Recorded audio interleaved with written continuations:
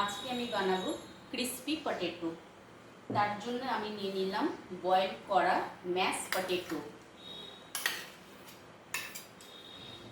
তার সঙ্গে অ্যাড করলাম রাইস ফ্লাওয়ার, এর মধ্যে আমি অরগ্যানো দিলাম, এরপর আমি কাশ্মীরি লঙ্কা গুঁড়ো দিলাম, ঝাল লঙ্কা গুঁড়ো দিলাম, ধনে গুঁড়ো দিলাম, জিরে গুঁড়ো দিলাম, সামান্য পরিমাণে গোলমরিচ গুঁড়ো দিলাম, স্বাদ অনুযায়ী নুন দিলাম। এবার আমি এই উপকরণগুলোকে ভালো করে মেখে নেব। এইরকম একটা ডো বানিয়ে নিলাম। এইবারে আমি এই ডোটাকে বেলবো গোল করে।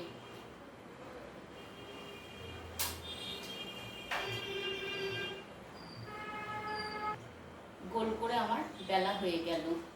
এটাকে এবার আমি ফিঙ্গারের মতন করে কাটবো।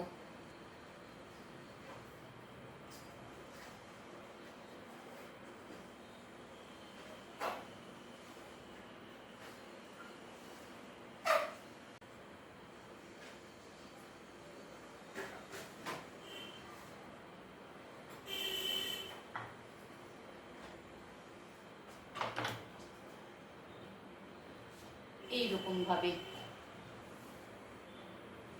ফ্রাই প্যানে আমি তেলটা ঢাললাম। তেল গরম হয়ে গেছে। এবার আমি এক একটা করে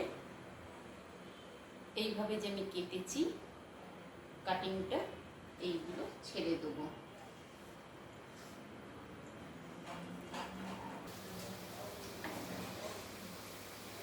এইভাবে একটু হিলিয়ে নেব।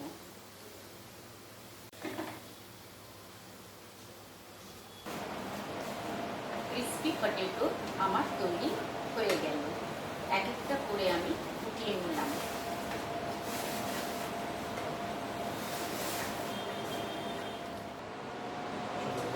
তৈরি হয়ে গেল আমার ক্রিস্পি পটেটো।